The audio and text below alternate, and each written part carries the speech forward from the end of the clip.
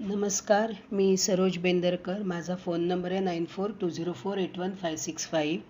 मी वाचत आहे 12वीचे भारतीय समाजाची ओळख या पुस्तकातील पान नंबर 25वरील प्रकरण 2 भारतीय समाजाचे वर्गीकरण.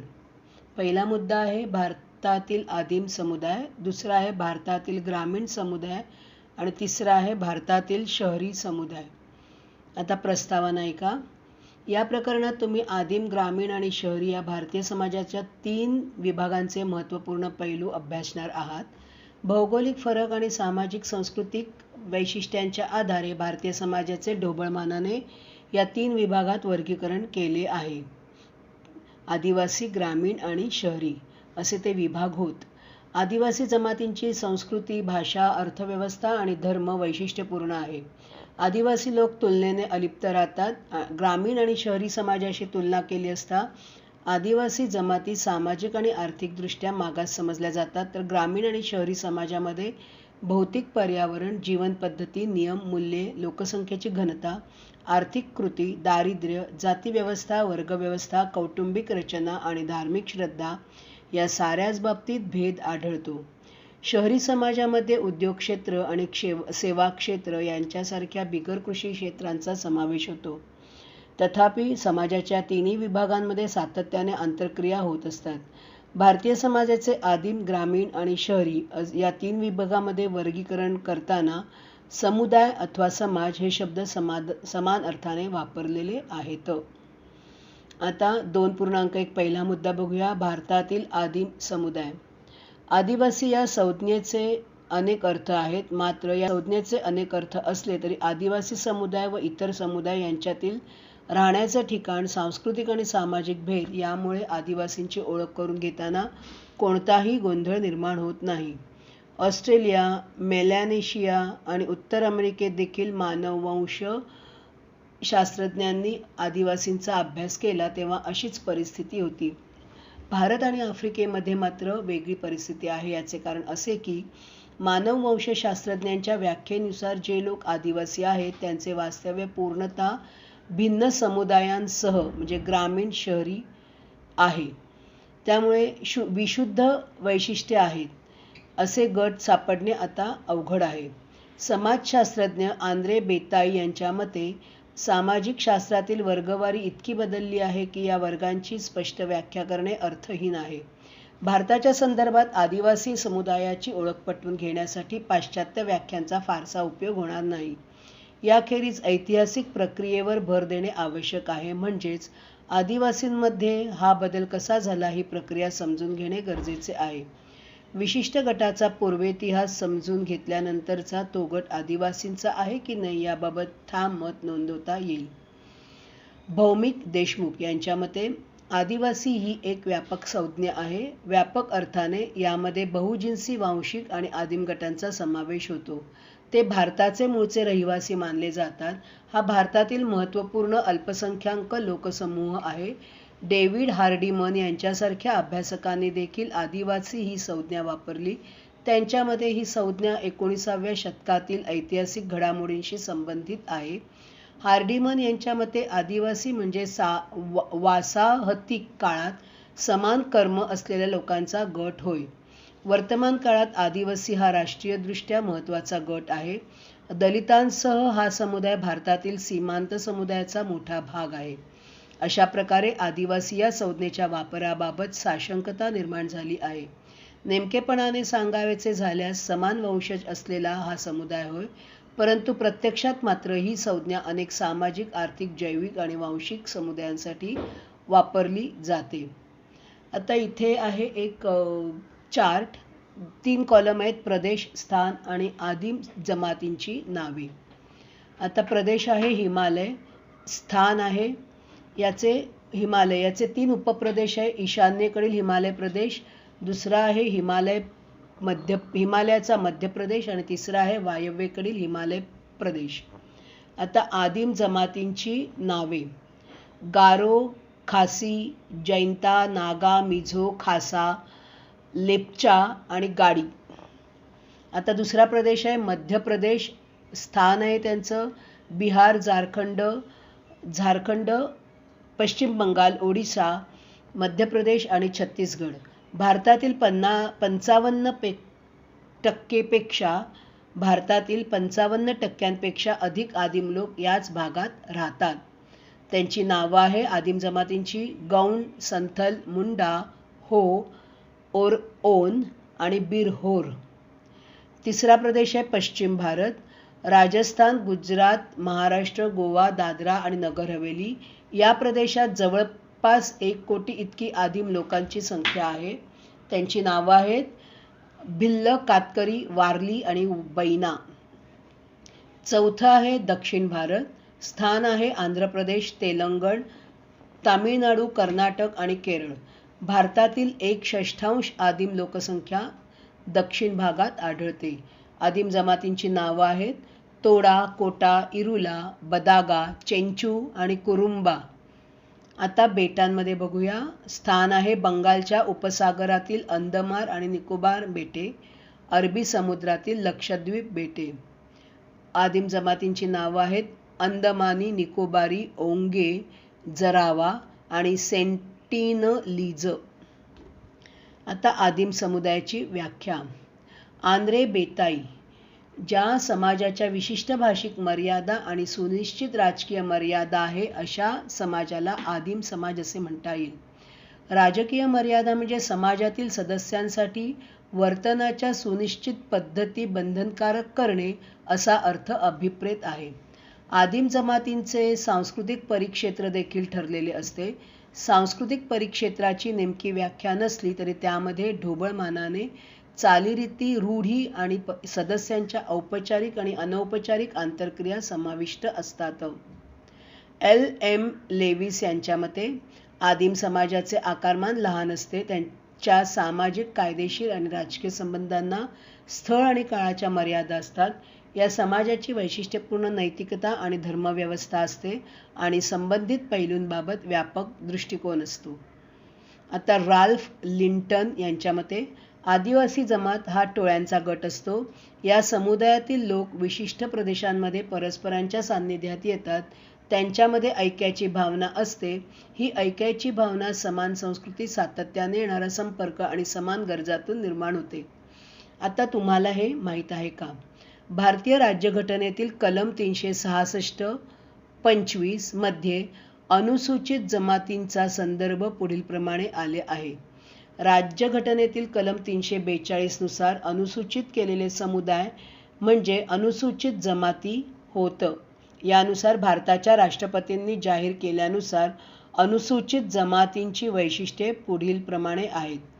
पहिलं आहे आदिम गुणवैशिष्ट्ये, 2 भौगोलिक अलिप्तता, 3 वैशिष्ट्यपूर्ण संस्कृती, 4 व्यापक समुदायाशी संपर्क साधताना येणाऱ्या मर्यादा आणि 5वं आहे आर्थिक मागासलेपण.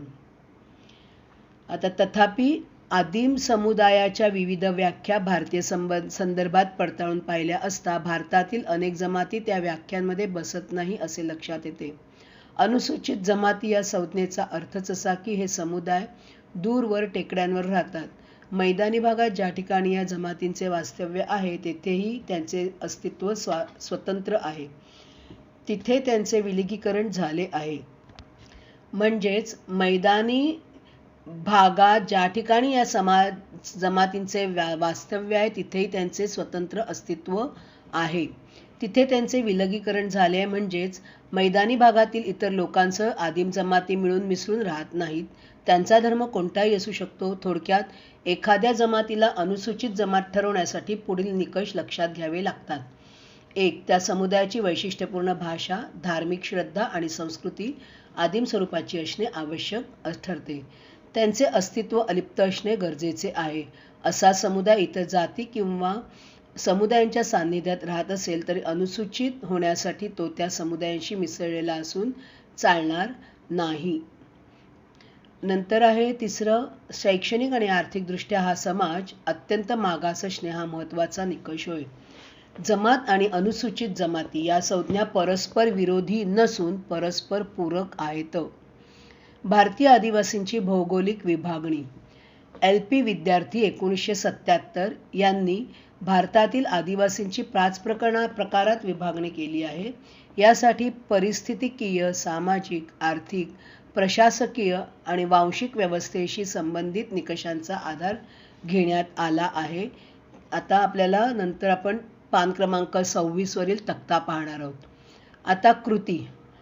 प्रत्येक 5 विद्यार्थ्यांचे गट करा. भारतातील आदिम जमातीच्या भौगोलिक वर्गीकरण तक्त्याचा आधार घ्या. तक्त्यातील कोणतेही आदिम जमात निवडा.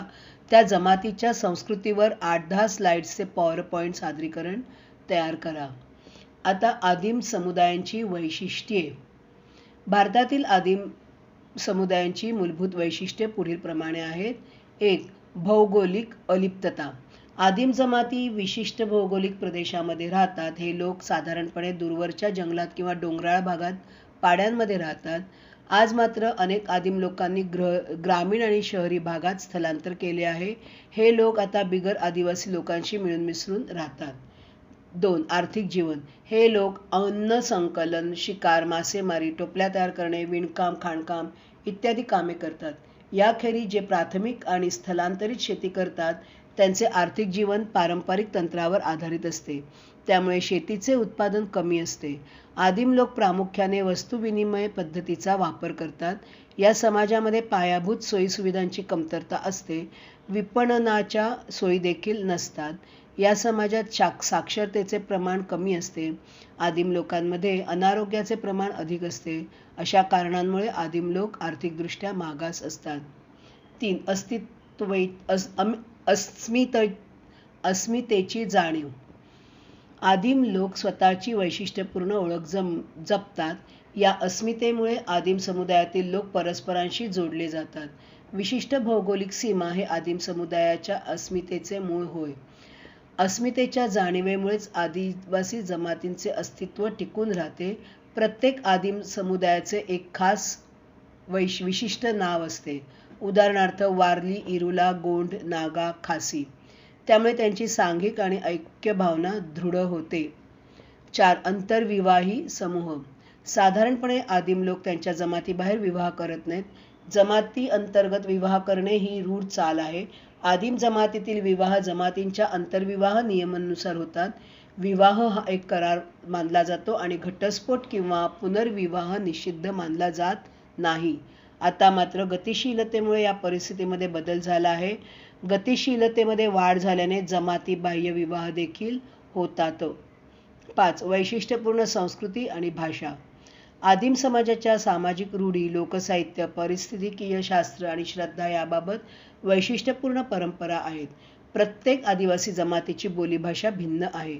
तथापि जमाती व्यतिरिक्त इतरांशी संवाद साधण्यासाठी ते प्रादेशिक भाषेचाही वापर करतात. 6. साधा समाज. आदिम जमातींचे सामाजिक संबंध प्राथमिकपणे कौटुंबिक आणि नातेसंबंधांवर आधारित असल्याने या समाजाचे स्वरूप साधे असते. याखेरीज आदिम समाजात सामाजिक स्तरीकरण देखील आढळत नाही.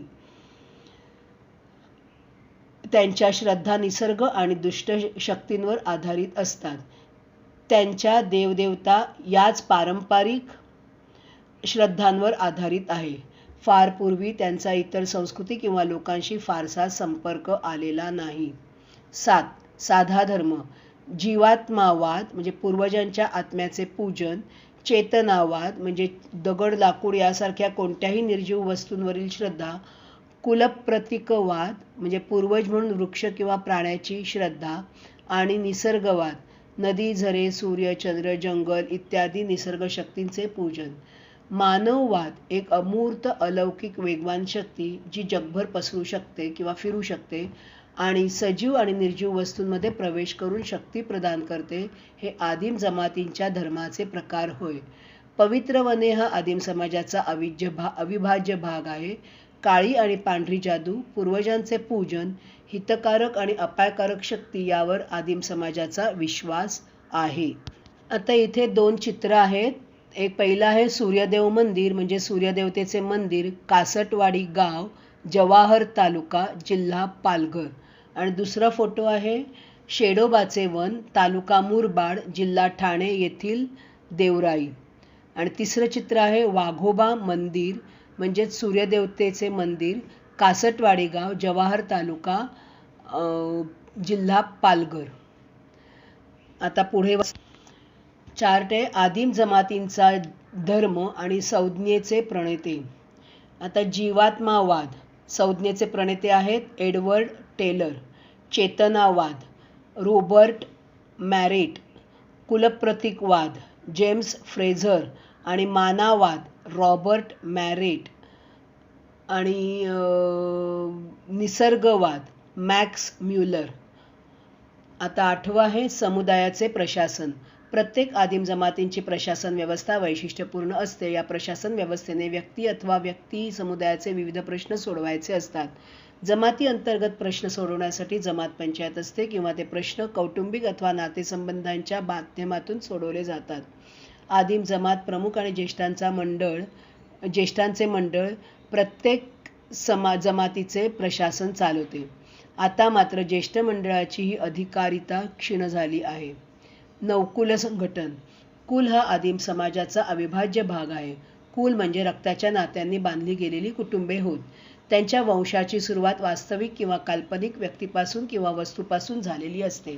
भारतातील बहुतांश जमाती बहिर्विवाह, कुल आणि वंशपरंपरा यामध्ये विभागल्या आहेत.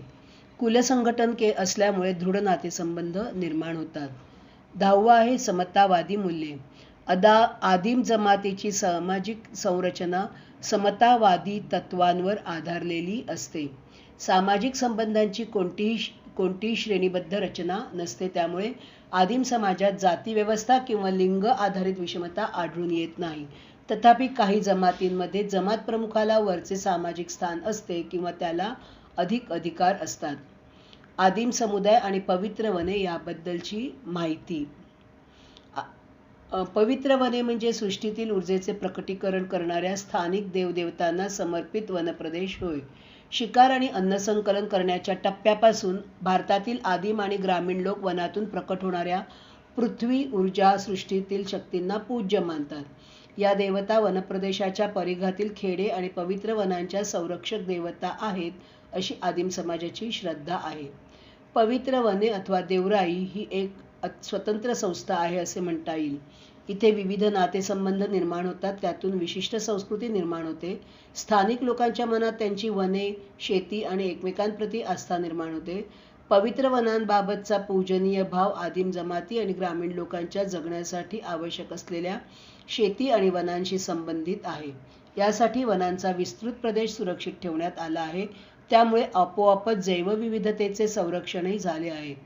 पवित्र वनांचे संरक्षण करणारा कोणताही कायदा नसल्याने आता मात्र अनेक पवित्र वनांचा ऱ्हास होत आहे. ही दुर्दैवाची बाब आहे.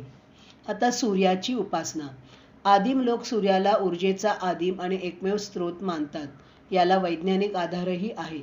त्यांना एकच ठाऊक आहे, सूर्यप्रकाशामुळे झाडे वाढतात आणि जनावरांना चारा मिळतो. त्यांचे पशु सुदृढ असतील तर पीक चांगले येईल आणि लोकही सुदृढ राहतील. त्यामुळे आदिवासी समाजासाठी सूर्य, पाऊस, पृथ्वी यासारख्या नैसर्गिक देवतांना अत्यंत महत्त्व आहे. आता तुम्हाला हे माहीत आहे का? व्याघ्र देवता उपासना. महाराष्ट्रातील पवित्र वनांमध्ये व्याघ्र देवता ही प्रमुख देवता मानली जाते. वाघ या वनाचा रक्षक मानला जातो.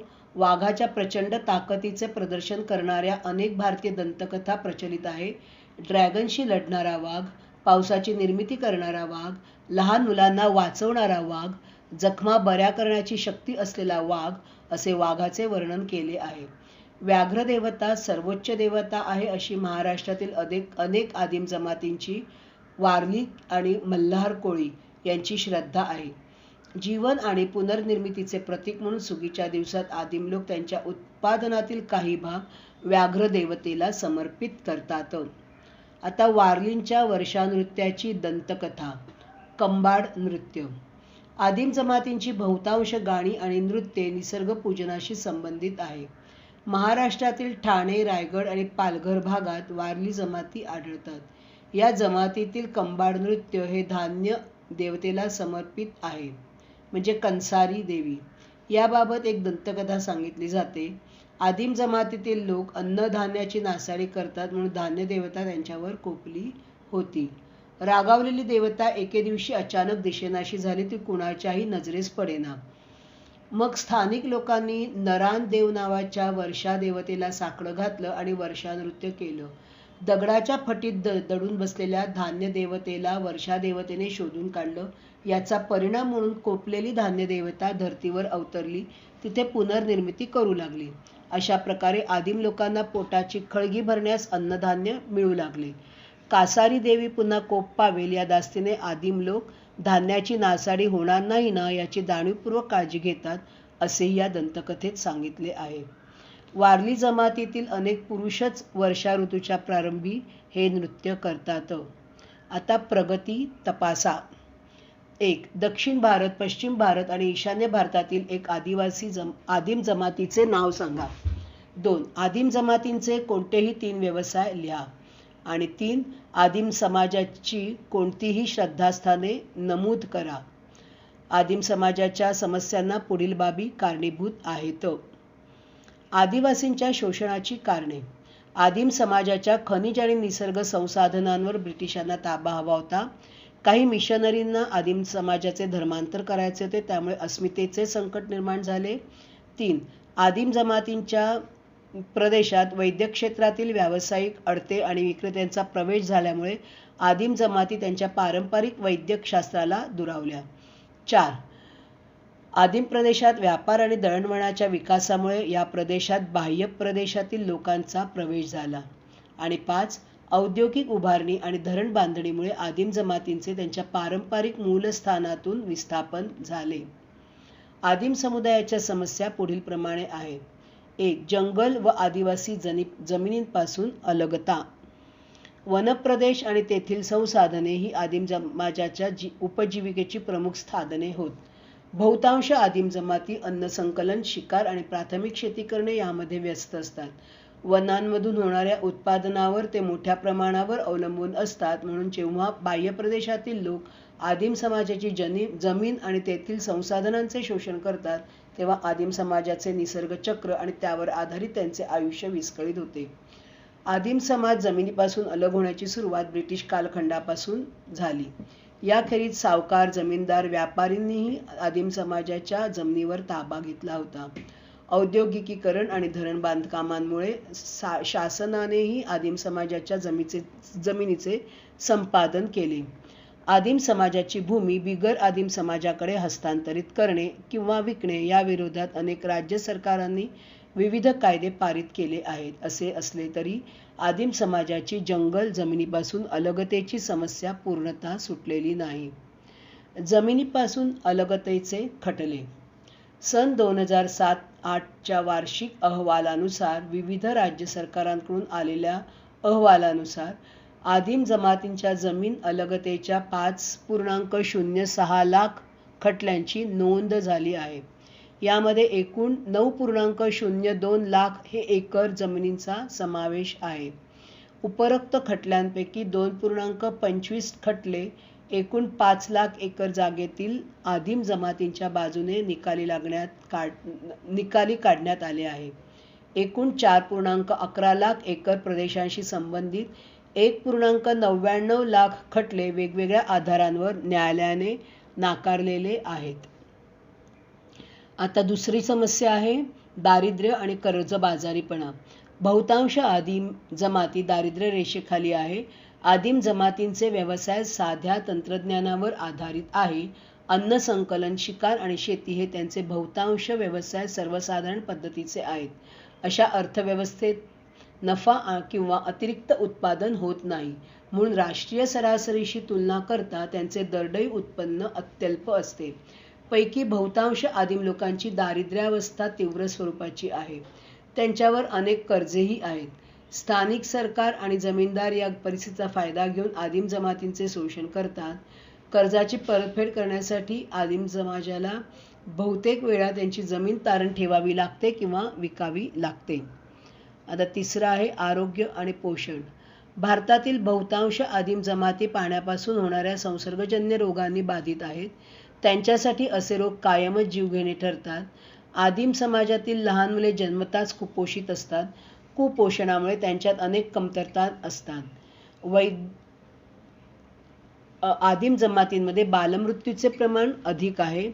वैद्यक आणि आरोग्य रक्षणार्थ सुविधांची कमतरता आणि त्यात दारिद्र्य यामुळे आदिम समाजाला आरोग्य आणि पोषणाबाबत खबरदारी घेता येत नाही. कुपोषण ही आदिम समाजातील गंभीर समस्या आहे. आता चौथं आहे निरक्षरता. आदिवासी समाजाच्या विकासामध्ये त्यांच्या निरक्षरतेचा अडथळा आहे. शाळेच्या वेळात आदिवासींची शाळकरी मुले शेतीकाम आणि रोजीरोटी मिळवण्यात गुंतलेली असतात. मुलांकडे मदतीचा हात म्हणून पाहिले जाते. त्यांनी पालकांना अर्थार्जनास मदत करावी अशी अपेक्षा असते. त्यामुळे पालक मुलांना शाळेत पाठवण्याबाबत नाखुश असतात. याशिवाय शाळाही आदिवासींच्या वस्तीपासून दूर असतात. शाळेतील अभ्यासक्रम आदिवासींच्या भाषेत शिकवला जात नाही. त्यामुळे मुलांना शिक्षणाची रुची निर्माण होत नाही. अशा कारणांमुळे आदिवासींची मुले शिक्षणाला मुकतात. 5 आहे वेठबिगारी. भारतीय कायदा व्यवस्थेत वेठबिगारी बंदी आहे. तथापि काही आदिम प्रदेशात या प्रकारचे वेठबिगार आढळतात. वेठबिगारी ही गंभीर समस्या मानली जाते. आदिवासींची गंभीर दारिद्र्यावस्था आणि अनियमित उत्पन्न समस्येसाठी कारणीभूत आहे. खरे तर जमिनीपासून अलगता, कर्जबाजारीपणा, वेठबिगारी, मजूर आणि दारिद्र्य या समस्या परस्परांशी संबंधित आहेत. सरकारी आणि स्वयंसेवी संस्था त्यांच्या प्रयत्नांमुळे आदिवासींमधील वेठबिगारी पद्धती कमी झाली आहे. 6 आहे स्थलांतरित शेती. आदिम समाजाच्या स्थलांतरित शेतीमुळे मोठ्या प्रमाणात जंगलतोड आणि मातीची धूप होत असल्यामुळे ही एक समस्या मानली जाते. स्थलांतरित शेतीची आणखीही काही नावे आहेत. झूम शेती म्हणजे ईशान्य भारतातील आदिवासींची पद्धत, आणि खाल्लू शेती ही आहे बिहारच्या पालेर आदिवासींची पद्धत, आणि पोडू शेती मध्य प्रदेशातील खोंड जमा आदिवासींची पद्धत. आता मी तुम्हाला कृती वाचून दाखवते. कृती 2. तुमच्या आसपासच्या आदिम वस्तीला भेट द्या. त्यांच्या जीवन पद्धतीचे विशेष पैलू, उदाहरणार्थ त्यांचा पोशाख, अस्थिर लागवड पद्धती, पवित्र वने इत्यादी नोंदवून ठेवा. प्रत्यक्ष भेट देणे शक्य नसल्यास इंटरनेटच्या वरून माहिती घ्या. त्यावरील लघुपट तुमच्या वर्गात दाखवा आणि सर्वांनी मिळून त्याच्यावर चर्चा करा. आता पंडित जवाहरलाल नेहरूंचे पंचशील तत्वज्ञान. भारताला स्वातंत्र्य मिळाल्यापासून आणि विशेषतः पंचवार्षिक योजनांची सुरुवात झाल्यापासून शासनाने आदिम समाजाच्या विकासाला कायमच प्राधान्य दिले आहे. स्वतंत्र भारताचे पहिले पंतप्रधान जवाहरलाल नेहरू यांना आदिवासींचा विकास घडवून आणावयाचा होता. त्यांनी या संदर्भात दीर्घकालीन मार्गदर्शक तत्त्वे देऊ केली. आदिम जमातींच्या राहत्या प्रदेशात कोणताही विकास उपक्रम हाती घेताना त्यांचा वारसा धोक्यात येणार नाही ना याची काळजी घेण्यात यावी असे नेहरूंचे ठाम मत होते. आदिवासी विकासावरील त्यांच्या दृष्टिकोनातून हे स्पष्ट होते. त्यांचा हा दृष्टिकोन पंचशील या नावाने ओळखला जातो. आता आपण बघूया पंचशीलची संक्षिप्त मांडणी. 1. लोकांच्या गुणांनुसार त्यांचा विकास व्हावा, त्यांच्यावर कोणतीही बाह्य बाब लादणे आपण टाळूयात. 2. वनप्रदेशात आदिवासींच्या हक्कांचे संरक्षण व्हावे. 3. प्रशासन आणि विकासासाठी आदिवासींना प्रशिक्षण देऊन त्यांची गटबांधणी करावी. 4. आदिवासींच्या प्रदेशात गरजेपुरतेच प्रशासन करावे. त्यांच्यावर विविध योजनांचा भडीमार देखील करू नये. त्यांच्या सामाजिक आणि सांस्कृतिक संस्थांच्या विरोधात नव्हे तर त्यांच्या आधारानेच काम करावे.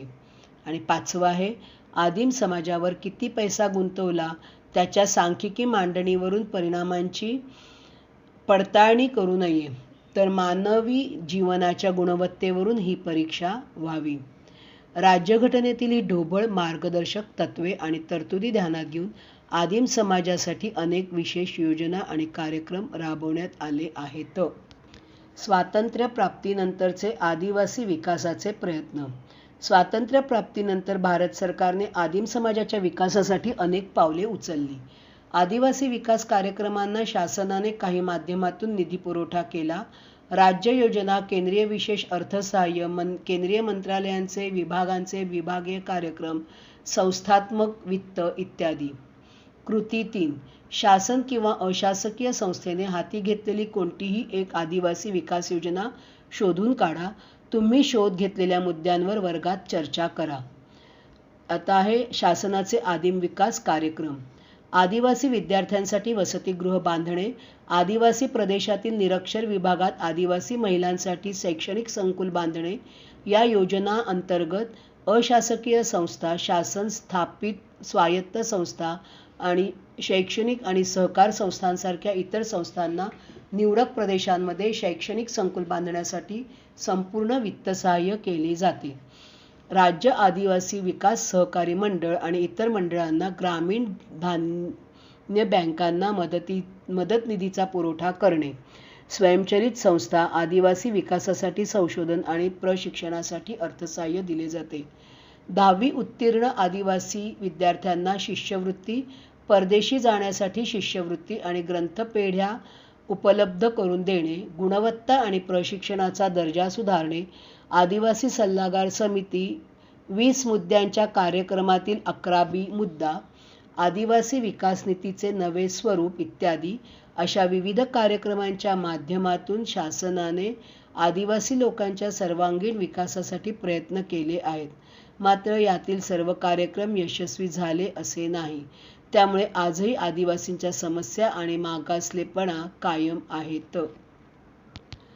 आता आदिम समुदायासाठी घटनात्मक तरतुदी आहेत. राज्यघटनेमध्ये 20 पेक्षा अधिक कलमे समाविष्ट करण्यात आली आहेत. अनुसूचित जमातींना समान संधी मिळाव्या आणि स्वीकारार्ह वागणूक मिळावी यासाठी विविध धोरणे आखली जातात. या धोरणांमुळे आदिवासींचा विकास आणि शिक्षणासाठी हातभार लागला आहे. आता मी कलम वाचते आणि तरतूद वाचते. कलम आहे 14, तरतूद सर्वांसाठी समान हक्क. कलम 15, तरतूद लिंग, धर्म, वर्ण आणि जाती या आधारावर नागरिकांमध्ये भेदभाव करता येणार नाही. कलम 15(4), सामाजिक आणि शैक्षणिकदृष्ट्या मागासवर्गांच्या प्रगतीसाठी विशेष तरतुदींचा उल्लेख. कलम 16(4), ज्या वर्गांना पुरेसे प्रतिनिधित्व नाही अशा कोणत्याही मागासवर्गासाठी नियुक्तीच्या वेळी जागा राखीव ठेवण्यासाठी शासन सक्षम आहे. कलम 22(2), नियोजन आणि निर्णय प्रक्रियेत आदिवासींचा परिणामकारक सहभाग असावा म्हणून 73 आणि 74वी घटना दुरुस्ती करण्यात आली. कलम 46, समाजातील दुर्बल गटाच्या विशेषतः अनुसूचित जमातींच्या शैक्षणिक आणि आर्थिक हिताची विशेष काळजी घेण्यास शासनाचा पाठिंबा आहे.